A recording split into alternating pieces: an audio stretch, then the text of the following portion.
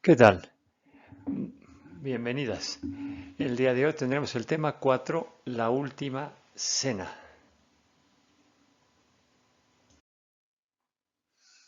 ¿Qué alcance tiene esto? Es imposible medir el alcance de lo acontecido hace 2000 años en Jerusalén.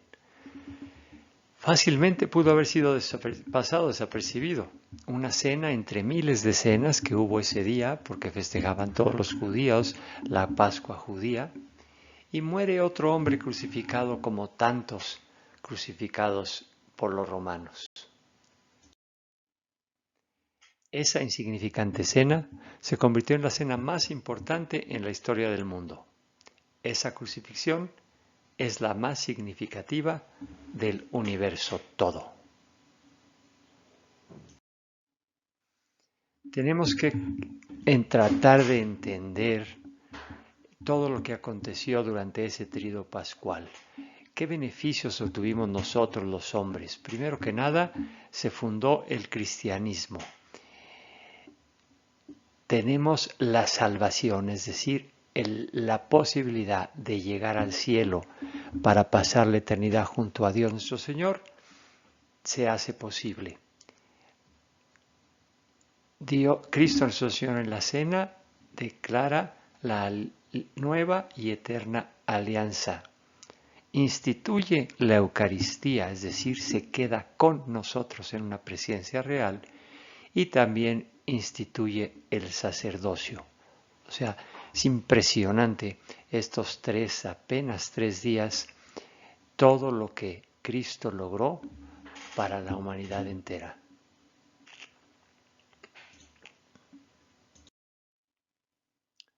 Es inesperado y también inexplicable. Cristo nuevamente actúa en total humildad. Recuerden, empezó humilde en un pesebre y muere humilde en una cruz.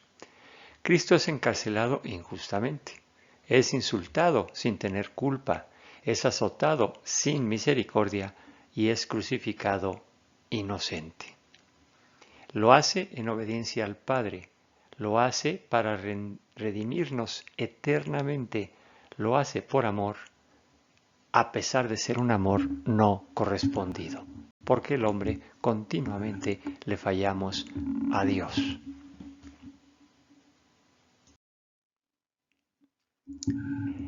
La Pascua de Cristo se tiene que comprender en base a la Pascua judía. Y es por eso que ahora vamos a proceder a explicar y a reflexionar sobre esta Pascua judía, que era la fiesta más importante para los judíos.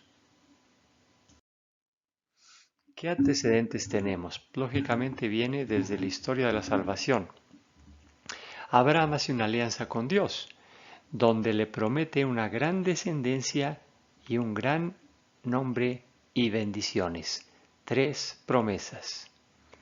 El pueblo de Israel va a Egipto y se queda ahí 430 años. Moisés es designado para sacar a su pueblo de Egipto y el faraón se rehúsa a dejarlos ir hasta la 10ª plaga. Entonces, los judíos van a festejar este hecho y vamos a ver cómo es que se instituye la Pascua. Dijo Yahvé a Moisés y Aarón en el país de Egipto: este mes será para vosotros el comienzo de los meses y será el primero de los meses del año. Entonces Dios cambia el calendario judío en la Pascua judía, justo a punto de cruzar el Mar Rojo. Es cuando Cristo les dice: lo van a hacer todos los años y van a ser el primer mes del año ahora. Hablad a toda la comunidad de Israel y decid: el día 10 de este mes tomará cada uno para sí una res de ganado menor por familia. El animal será sin defecto, macho de 1 año. Lo escogeréis entre los corderos o los cabritos. Lo guardaréis hasta el día 14 de este mes, y toda la asamblea de la comunidad de los israelitas lo inmolará entre 2 luces. Entonces Dios está estableciendo este rito que se va a hacer, y se va a hacer por primera vez la noche anterior a ser liberados de Egipto. Luego tomarán la sangre y untarán las dos jambas y el dintel de la casa donde lo coman. En aquella misma noche comerán la carne, la comerán asada al fuego, con ácimos y con hierbas amargas. Nada de él comeréis crudo ni cocido, sino asado con su cabeza, sus patas y sus entrañas, y no dejaréis nada de él para la mañana, lo que sobre al amanecer lo comeráis. Así lo habéis de comer, ceñida vuestra cintura, calzados vuestros pies, y el bastón en vuestra mano, y lo comeráis deprisa. Es Pascua de Yahvé. Entonces Dios prepara a los israelitas para la salida de Egipto. Es por eso que lo tienen que comer deprisa, porque en cualquier momento, cuando el faraón diga, tendrán que salir y salir deprisa antes de que se arrepienta.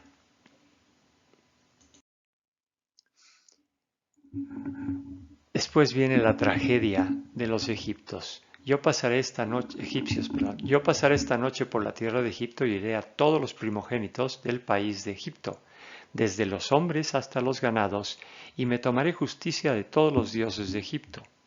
Yo, Yahvé, la sangre será vuestra señal en las casas donde moráis. Cuando yo vea la sangre, pasaré de largo ante vosotros, y no habrá entre vosotros plaga exterminadora, cuando yo hiera el país de Egipto. Este será un día memorable para vosotros y lo celebráis como fiesta en honor de Yahvé, de generación en generación. Decretaréis que sea fiesta para siempre. Durante 7 días comeréis ácimos. Ya desde el primer día quitaréis de vuestras casas la levadura. Todo el que desde el día primero hasta el día séptimo coma pan fermentado, ese tal será exterminado de en medio de Israel.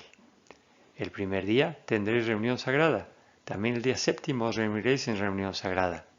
Ningún trabajo se hará en esos días, salvo la comida para cada uno. Esto es lo único que podréis hacer. Guardad la fiesta de los ácimos, porque en ese mismo día saqué yo vuestros ejércitos de la tierra de Egipto. Guardad este día, de generación en generación, como decreto perpetuo. Llamó Moisés a todos los ancianos de Israel y les dijo, id en busca de reses menores para vuestras familias e inmolad la Pascua. Tomaréis un manojo de hisopo, lo mojaréis en la sangre que está en la vasija, y untaréis el dintel y las dos jambas con la sangre de la vasija. Y ninguno de vosotros saldrá de la puerta de su casa hasta la mañana. Yahvé pasará y herirá a los egipcios, pero al ver la sangre en el dintel y en las dos jambas, Yahvé pasará de largo por aquella puerta y no permitirá que el exterminador entre en vuestras casas para herir. Guardad este mandato como decreto perpetuo para vosotros y vuestros hijos. También guardaréis este rito cuando entréis en la tierra que os dará Yahvé, según su promesa. Y cuando os pregunten vuestros hijos qué representa para vosotros este rito, responderéis, este es el sacrificio de Pascua de Yahvé. Fueron los hijos de Israel y hicieron lo que había mandado Yahvé a Moisés y Aarón. Así lo hicieron.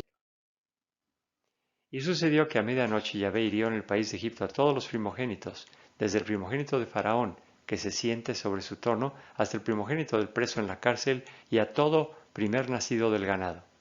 Levantóse Faraón aquella noche, con todos sus servidores y todos los egipcios, y hubo gran alarido en Egipto, porque no había casa donde no hubiera un muerto. Llamó Faraón a Moisés y a Aarón durante la noche y les dijo, levantaos y salid en medio de mi pueblo, vosotros los israelitas, e id a dar culto a Yahvé, como habéis dicho. Tomad también vuestros rebaños y vuestras vacadas, como dijisteis, marchaos y bendecidme también a mí. Los egipcios, por su parte, instaban al pueblo para acelerar su salida del país, pues decían, vamos a morir todos.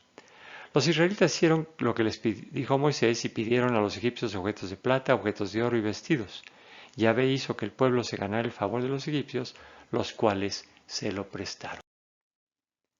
Los israelitas pasearon de Ramsés hacia Sucot, unos 600,000 hombres de a pie, sin contar los niños. Salió también con ellos una muchedumbre abigarragada y grandes rebaños de ovejas y vacas. Los israelitas estuvieron en Egipto 430 años. Noche de guardia fue esta para Yahvé, para sacarlos de la tierra de Egipto.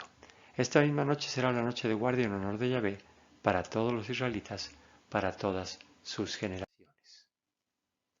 Como ven, Dios preparó la Pascua perfectamente, dio las instrucciones que tenían que seguir y todo se fue llevando a cabo. El faraón, endurecido su corazón, tuvo que esperar 10 plagas y a la última, que fue la muerte de su hijo, fue la que no soportó y es por eso que los deja salir. Los israelitas, preparados, habían tomado su cabrito en la noche, habían festejado este día junto con su Dios, porque ahora iban a poder adorar libremente a su Dios en el desierto. Recordemos que la salida de Egipto no es sino una liberación espiritual. Materialmente les iba mejor en Egipto que en el desierto, pero lo importante es el poder adorar a su Dios libremente, cosa que no podían hacer en Egipto. Dios pone normas para la Pascua. Dijo Yahvé a Moisés y Aarón: estas son las normas sobre la Pascua. No comerá de ella ningún extranjero. Todo siervo comprado por dinero a quien haya circuncidado podrá comerla, pero el residente y el jornalero no la comerán. Se ha de comer dentro de casa. No sacaréis fuera de casa nada de carne, ni le quebraréis ningún hueso. Toda la comunidad de Israel la celebrará. Si un forastero que habita contigo quiere celebrar la Pascua a Yahvé, que se circunciden todos sus varones, y entonces podrán acercarse para celebrarla, pues será con los nativos, pero ningún incircunciso podrá comerla. Una misma ley habrá para el nativo y para el forastero que habita en medio de vosotros. Así lo hicieron todos los israelitas, tal como había mandado Yahvé a Moisés y a Aarón, y así lo hicieron. Y en aquel mismo día sacó Yahvé del país de Egipto a los israelitas en orden de campaña. Entonces, ¿qué nos interesa recordar de esta Pascua judía? ¿Qué es imprescindible que lo recordemos para poder entender mejor la Pascua de Cristo? Sacrifican un cordero. Dios es el cordero pascual. Sin defecto, la sangre del dintel, igual que la sangre derramada del cordero. Nuevo mes y nuevo día es una fecha nueva porque es una época nueva en el pueblo de Israel. Para nosotros, inclusive, cambiamos de siglo, de tiempo, antes de Cristo y después de Cristo. Es un día memorable. La Pascua de Cristo para nosotros es el día más memorable. Se conmemora para siempre. Igual Cristo en la última cena nos dice: haced esto en memorial mío, es decir, recordarlo en presente. Carne asada, pan ácimo y hierbas amargas. La carne asada es el cordero, el pan ácimo sin levadura, porque no había tiempo para dejar que subiera la levadura, había que huir rápidamente. Y hierbas amargas para recordar la esclavitud de Egipto. Los judíos celebran el Seder del Pesaj. Es la celebración de la noche del Seder, es una celebración de la identidad nacional judía. Fue precisamente en la noche de Pesaj cuando nos convertimos en un pueblo, dicen los judíos. La esencia de la noche del Seder es integrar e internalizar los temas más básicos de nuestra entidad como judíos. Una vez al año en la noche del Seder nos sintonizamos con los aspectos más fundamentales de nuestra unidad judía. Esta fiesta es muy bonita porque el hijo más pequeño de la familia le pregunta al más viejo, al abuelo de la familia, que por qué se está festejando. Y dicen en presente: porque Dios ha hecho muchas cosas, está haciendo muchas cosas por nosotros, y le empiezan a platicar desde la historia de la salvación, desde Abraham hasta la salida de Moisés. Nosotros hacemos algo semejante en el Sábado de Gloria. En la misa del Sábado de Gloria tenemos 7 lecturas, son las 7 lecturas más importantes en la historia de la salvación. Pesaj celebra la libertad. Salir de Egipto, donde no podían adorar a su Dios, al desierto, donde estaba presente. Es el momento de soltar las cadenas de las limitaciones personales y abandonar los confines del sentido rutinario de uno mismo. Es el momento de hacer lo que realmente queremos hacer, permitirnos desarrollarnos hacia algo mejor. Es poner a Dios como objetivo en la vida, el hacer su voluntad, el actuar como Él le gustaría que actuáramos, el hacerlo sonreír. Esta es la elección que efectúa el pueblo judío y es la elección que efectuamos nosotros en Semana Santa. El pueblo judío estaba esclavizado, ya no más. Nosotros no estaba abierta la gloria y ahora con Cristo se abre. Tiene muchos pasos. Esta cena empieza con el Kadesh y se toma la primera copa de vino. Después viene el Urhatz, el Karpaz, el Yahatz, el Magid, donde se toma la segunda copa de vino. Y ahí es donde el niño menor pregunta por qué es diferente esta noche de las demás noches.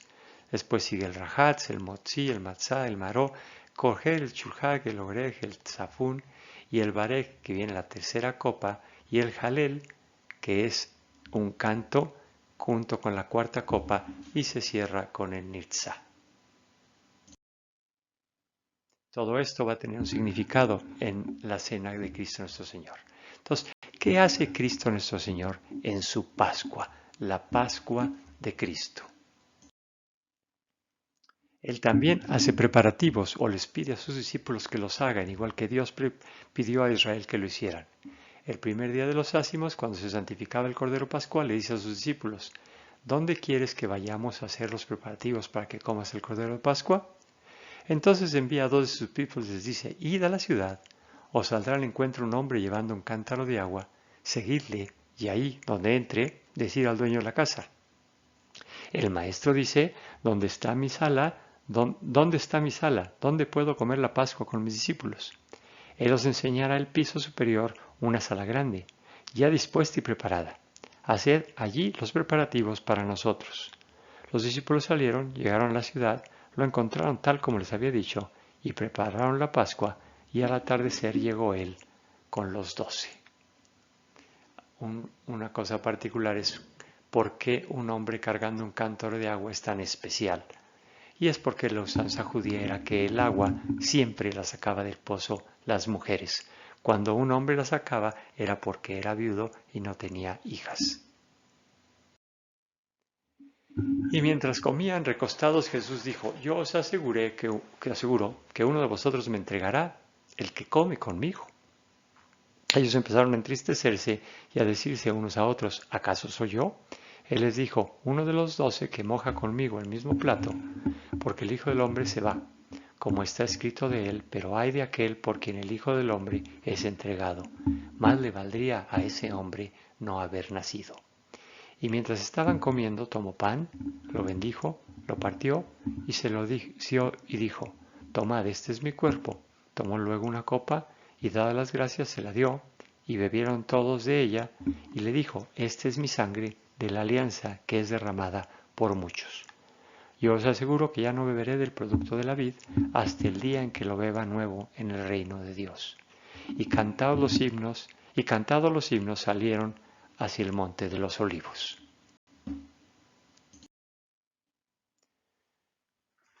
¿Qué nos dice San Lucas? Cuando llegó la hora se puso en la mesa con los apóstoles y les dijo: con ansia he deseado comer esta Pascua con vosotros antes de padecer, porque os digo que ya no lo comeré más hasta que halle su cumplimiento en el reino de Dios.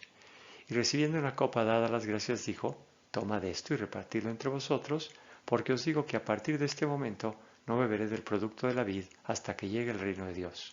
Tomó luego el pan y dadas las gracias lo partió y se los dio diciendo: este es mi cuerpo que es entregado por vosotros. Haced esto en recuerdo mío. De igual modo, después de cenar la copa, diciendo: esta copa de la nueva alianza es mi sangre, que es derramada por vosotros.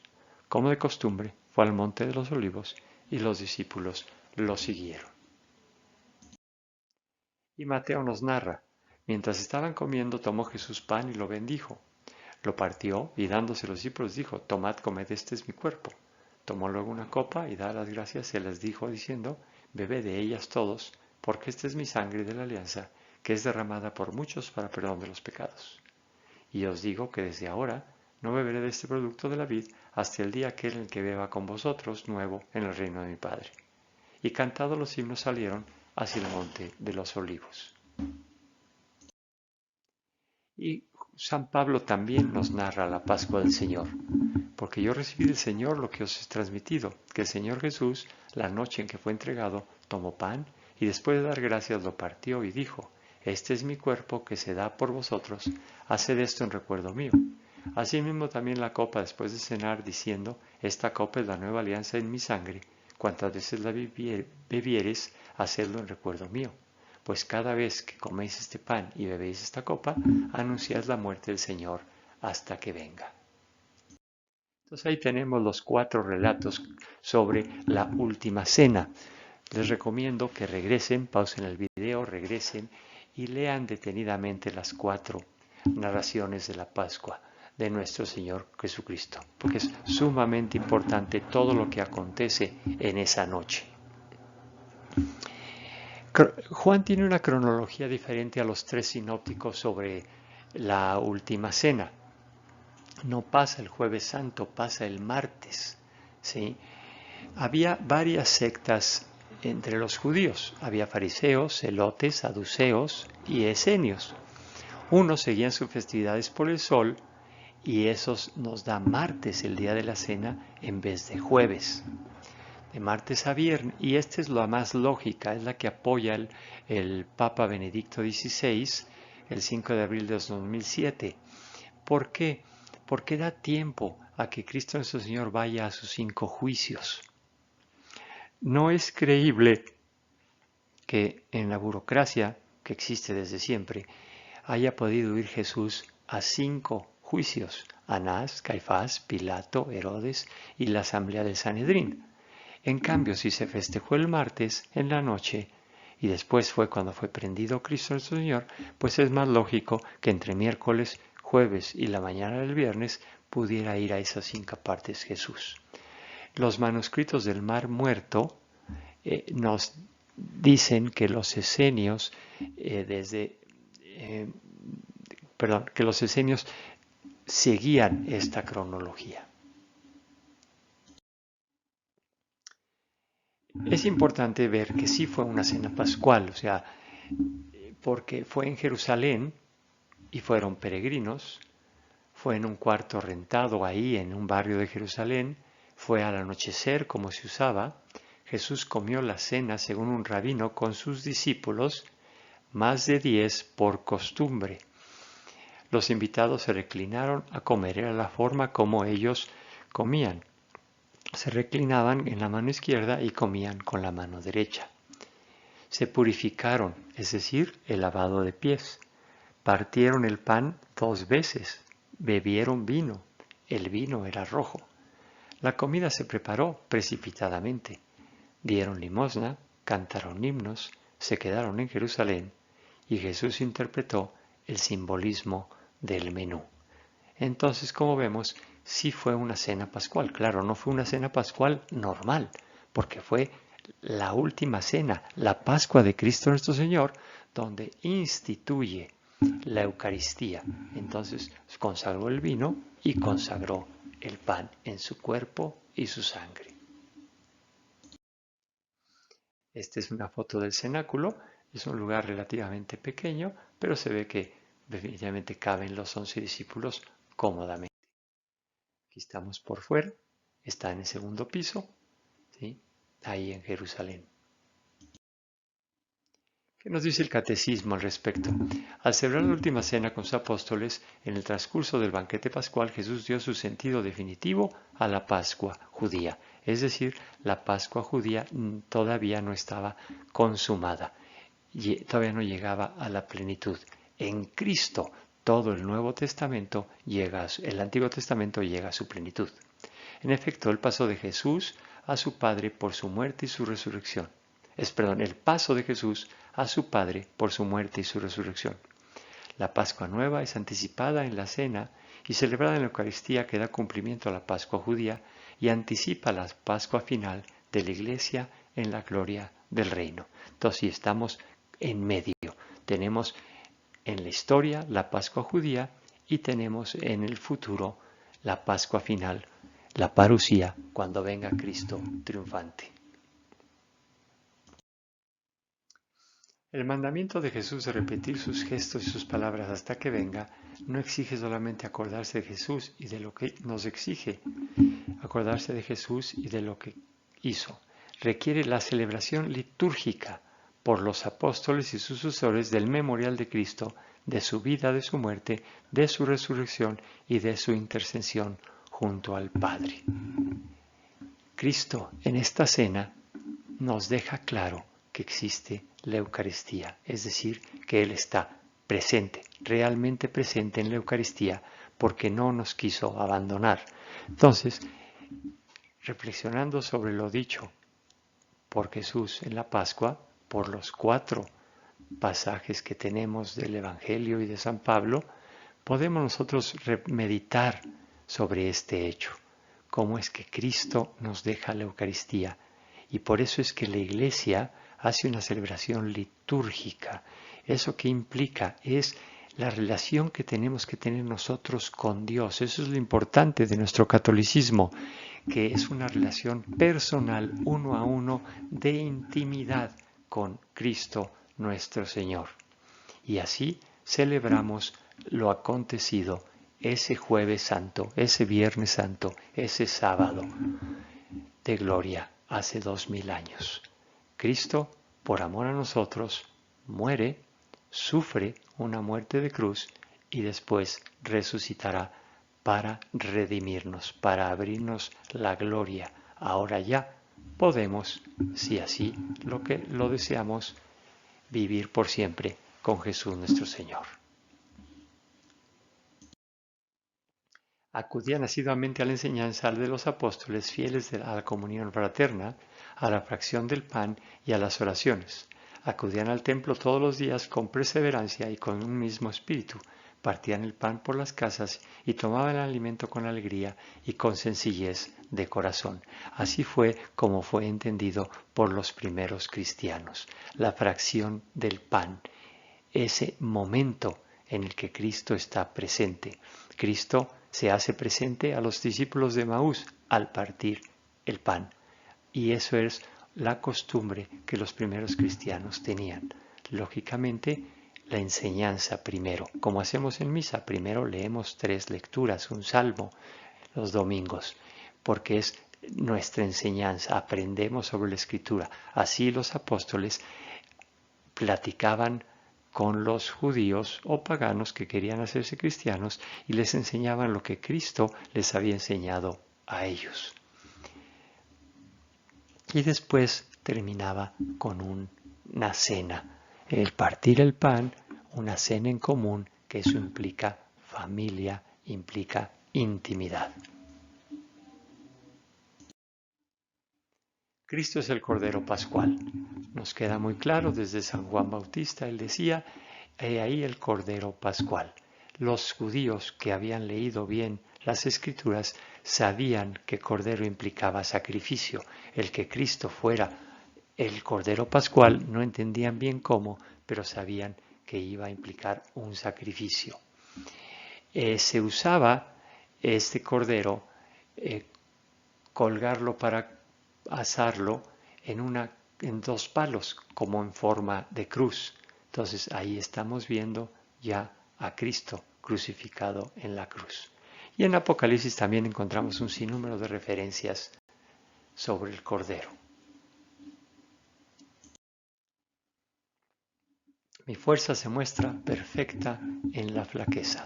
Jesús fue crucificado en razón de su flaqueza, pero vivo por la fuerza de Dios. Pero está vivo por la fuerza de Dios. En Apocalipsis nos dice la ira del Cordero, ¿a quién espanta? ¿Qué símbolo? Un Cordero inofensivo, indefenso.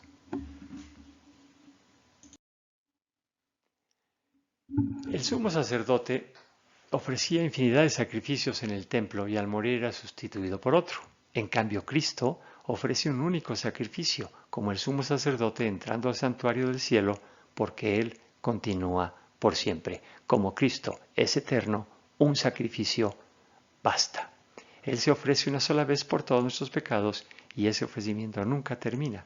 Él es sacerdote por siempre.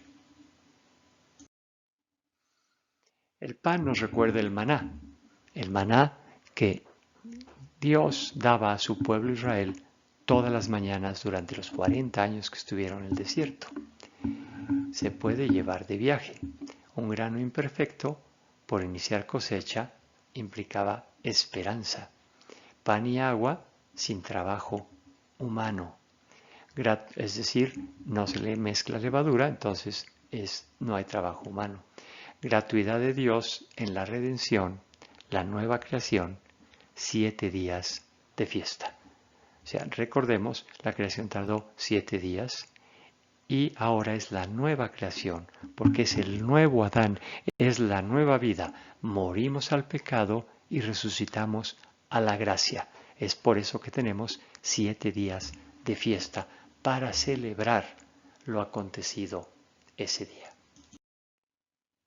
Purificaos de la levadura vieja para hacer masa nueva, pues sois ácimos, porque nuestro Cordero Pascual Cristo ha sido inmolado.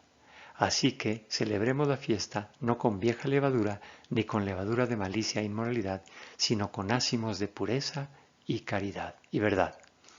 La copa de bendición que bendecimos, ¿no es acaso comunión con la sangre de Cristo? Y el pan que partimos, ¿no es comunión con el cuerpo de Cristo? Nos dice San Pablo. Después vienen las copas. En la celebración de la Pascua, los discípulos de Cristo beben la tercera copa y salen del cuarto hacia Getsemaní sin tomar la cuarta copa. ¿Por qué Cristo dejaría un ritual sin terminar?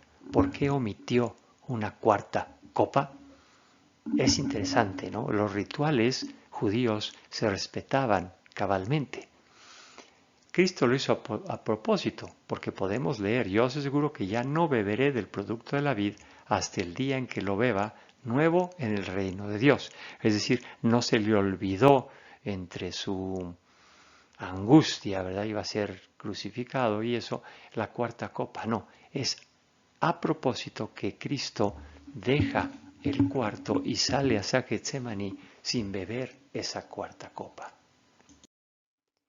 El ritual se tenía que seguir al pie de la letra, es como nuestra liturgia, no se puede terminar la misa sin la bendición final.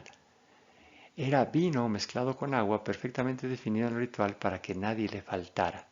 La cuarta copa se bebía al cantar el himno del gran Jalel, era la copa de la consumación. La tercera copa Cristo le llamó la sangre de la alianza. Jesús sale con discípulos a orar en Getsemaní. Nos dice que ya era costumbre que Cristo saliera a orar. Claro, en los tiempos importantes, en los momentos fundamentales, Cristo salía a orar con su Padre.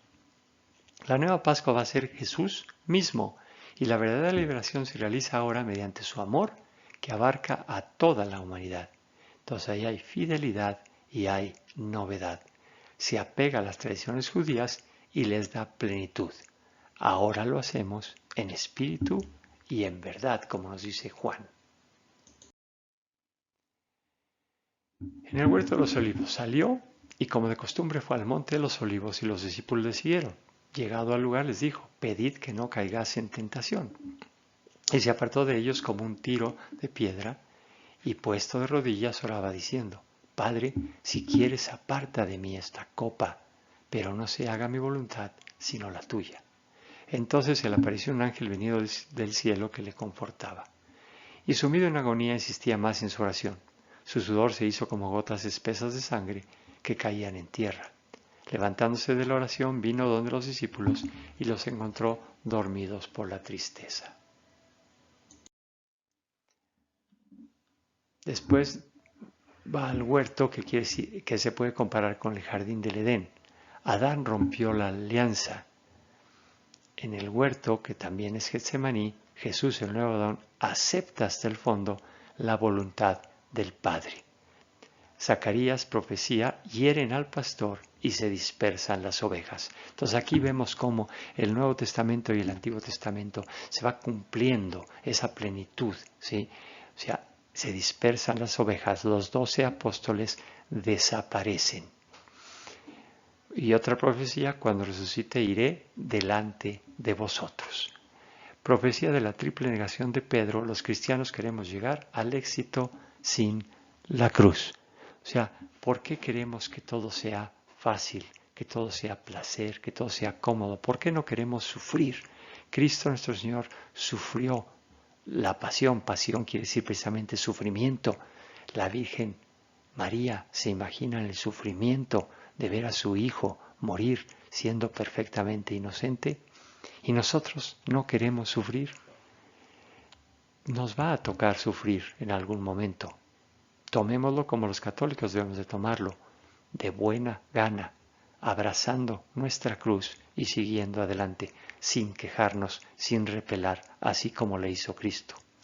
Claro que se vale ir a orar, ir a Getsemaní y pedirle al Padre que nos quite esta pena, si es que se puede, pero que si no se puede, nos dé la fortaleza para soportarla. Porque eso es lo que pasó. Si se fijan en Getsemaní, Cristo entra completamente derrotado, suda sangre, está en agonía y sale tranquilo, bajo completo control. Lo sabemos porque cuando Pedro le corta una oreja al soldado romano, Cristo con toda calma y ecuanimidad se la vuelve a pegar. O sea, una persona nerviosa, en agonía, no hace eso. Eso lo hace solamente una persona que está completamente bajo control. Judas le da un beso y solo le dice, ¿así es como eliges traicionarme? En vez de darle una bofetada mínimo, es lo que se merecía, ¿no? Entonces vean cómo con la fuerza de la oración Dios le da la fortaleza para soportar su pasión y muerte de cruz.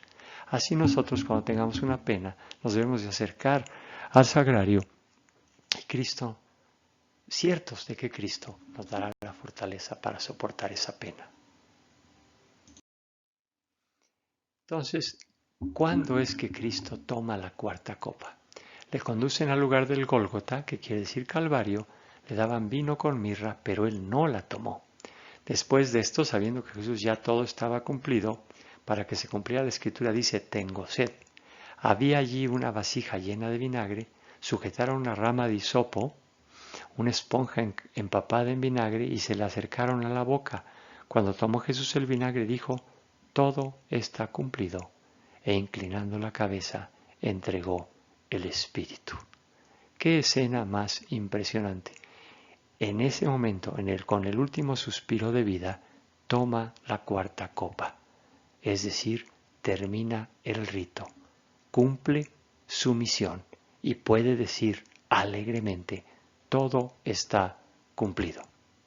Qué dicha si Dios nos da la oportunidad de morir reflexionando y podamos decir, todo está cumplido. Es decir, que nos abracemos a la voluntad de Dios y cuando terminen nuestros días podamos decir con toda alegría que hemos cumplido nuestra misión en la tierra, que no es otra cosa sino amar a los nuestros. La Pascua está cumplida, Cristo bebe la cuarta copa con su último aliento, a la hora del sacrificio en el templo. Todo está cumplido. Qué preciosa frase, si la podemos decir en nuestro último suspiro. El reino de Dios queda establecido y es amor divino dado gratuitamente y completamente y manifestado en la cruz. Lo beba nuevo en el reino de Dios. Efectivamente, con la muerte de Cristo y su resurrección posterior, el reino de Dios queda establecido en nuestros corazones y aquel que quiera vivir con Dios, haciendo su voluntad, lo puede hacer tranquilamente. Todo es cuestión de pedírselo y Dios nos dará la gracia suficiente para poder afrontar nuestras vidas de cara a Cristo nuestro Señor. Puntos a recordar entonces que habíamos visto. Sacrificar un cordero es Jesús mismo. Sin defecto, no le rompieron ningún hueso. Eso era lo importante. Si se fijan en Éxodo, Dios le pide que el cordero sea entero y que no se le rompa ningún hueso. Cristo, al morir en la cruz, le iban a cortar los pies, pero al verlo muerto, ya no le cortaron los pies. Es decir, Cristo, el cordero perfecto, muere sin que le rompan ningún hueso. La sangre en el dintel, sangre de Cristo que nos salva a todos. Aquella vez salvó a los primogénitos de los israelitas, ahora nos salva a todas las criaturas que así lo deseen. Nuevo mes y nuevo día, antiguo, antes de Cristo y después de Cristo. Conmemorar por siempre. Haced esto en memoria mía. Esta es la parte más importante. O sea, debemos de ver en el Éxodo, Cristo les manda conmemorarlo año con año. Y ahora en la plenitud de la Pascua de Cristo, Cristo manda lo mismo. No tenemos la palabra en español de memorial, pero este quiere decir vivirlo nuevamente, hacerlo en presente, una presencia real de Cristo nuestro Señor en la Eucaristía. Y es por eso que vamos a misa y celebramos este hecho. Carne asada, pan ácimo y hierbas amargas ahora son sustituidas por pan y vino, el cuerpo y la sangre de Jesucristo nuestro Señor. Entonces, ha llegado mi hora. Esa es la frase que Jesús repite varias veces a sus discípulos cuando ya es el momento de su pasión. Bodas de Caná, el agua se convierte en vino y en la Eucaristía ahora ese vino se convierte en sangre. Recibimos vino, el mejor vino. Adoramos en espíritu y en verdad. Escuchamos la palabra para recibir la vida. Nos reunimos gentiles y judíos a celebrar la nueva Pascua, porque ahora ya es universal. Recibimos el pan vivo, el fruto de trigo de la semilla que ha muerto. Si Cristo murió por nosotros y nos dio la vida eterna. Veremos al Cordero elevarse llevándose a todos los hombres. Efectivamente, todos estamos llamados a regresar al Padre. Y todo esto acontece en la Eucaristía. Celebramos la nueva Pascua, la nueva y eterna alianza. Leemos la palabra, cenamos el mejor de los banquetes, cantamos himnos al Señor, estamos reunidos en comunidad en remembranza de lo hecho por Cristo. Entonces aquí creo que ya podemos nosotros pues tener más cuerpo en esta Eucaristía, entenderla mejor, ¿no? Celebramos la nueva Pascua como los judíos celebraban su Pascua, ahora nosotros la celebramos en plenitud. La nueva y eterna alianza, los israelitas tenían la alianza de Moisés en el Sinaí y ahora nosotros tenemos la alianza sellada con la sangre de Cristo. Leemos la palabra igual que los israelitas cada año en la Pascua judía leen la palabra para enseñarle al niño por qué esa noche era especial. Nosotros nos juntamos en misa y leemos la palabra. Cenamos el mejor de los banquetes, definitivamente. Es el cuerpo y la sangre de Cristo, el alimento espiritual que todos necesitamos. Cantamos himnos al Señor, como el gran Jalel. Los apóstoles y Cristo salen cantando los himnos hacia Getsemaní. Estamos reunidos en comunidad, como lo hacían los primeros cristianos. Se reunían esas pequeñas comunidades para adorar a Dios. Y lo hacían en remembranza de lo hecho por Cristo. Esto lo hacemos en obediencia a Cristo nuestro Señor, que nos dijo que conmemoráramos esta acción del Jueves Santo. Mysterium Fidei, que quiere decir misterio de fe. Todo lo acontecido en la última cena nos rebasa. No lo entendemos sino por la fe. Pan que se convierte en sangre, vino, en el cuerpo de Cristo, vino que se convierte en sangre, lo creemos por fe. Dios nos da esa gran gracia de tener fe y creer. Es la nueva y eterna alianza. Es un Dios hecho hombre que muere por nosotros. Un Dios que se queda en la Eucaristía. Debemos de meditar ahora mismo. Pausen el video. Es la gran ventaja de los videos. Y piensen un poco sobre lo acontecido el Jueves Santo. Todo lo que Cristo hizo por nosotros. No solamente estuvo aquí humillado durante 33 años, sino que se queda con nosotros. O sea, nos quiere tanto, nos ama tanto que no nos deja.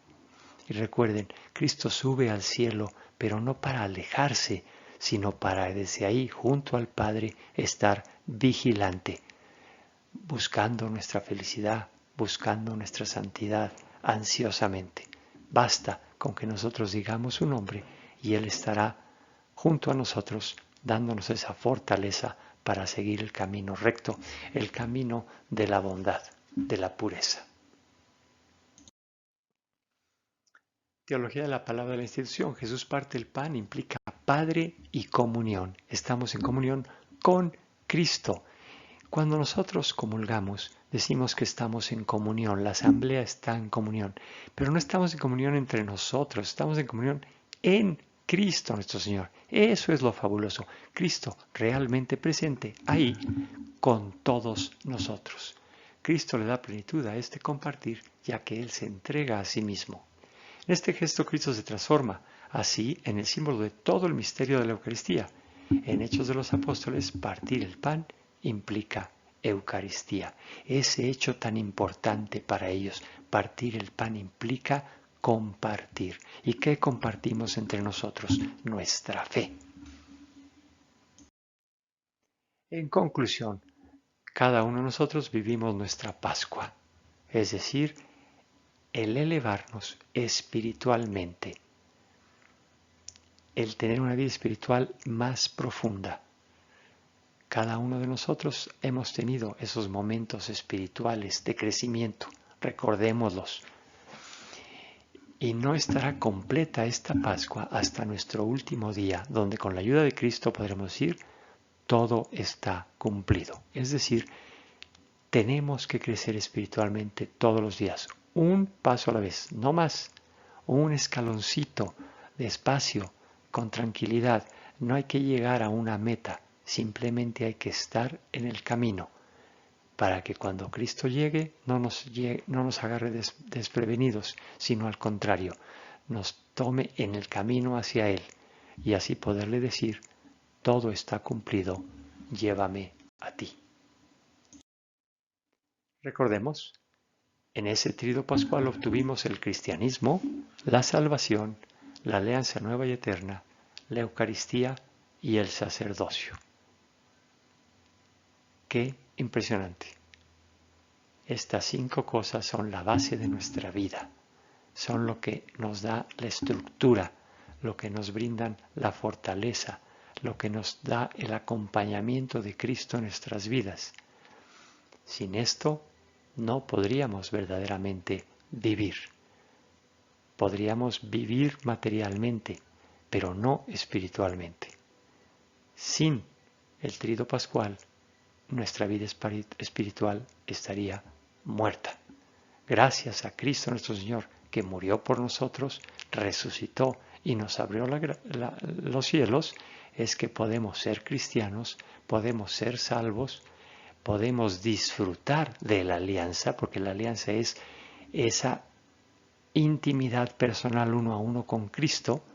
Podemos disfrutar también de la Eucaristía, el volver a vivir esto que Dios hizo por nosotros. Y claro, tenemos a los sacerdotes que nos ayudan a mantenernos de pie, a mantenernos en el rumbo correcto. Entonces, como vemos, Jueves Santo, importantísimo en nuestra historia. Muy bien, pues la semana que entra tendremos pasión y muerte de Jesucristo nuestro Señor, la cual le dará mucho sentido si entendimos ya la última cena. Pues buen provecho espiritual, por supuesto, que esta plática nos sirva de alimento espiritual, de reflexionar la grandeza que tenemos en la Eucaristía, y la semana que entra entraremos a reflexionar sobre la pasión de Cristo nuestro Señor. Sean felices en Cristo, nos vemos la semana entrante. Gracias.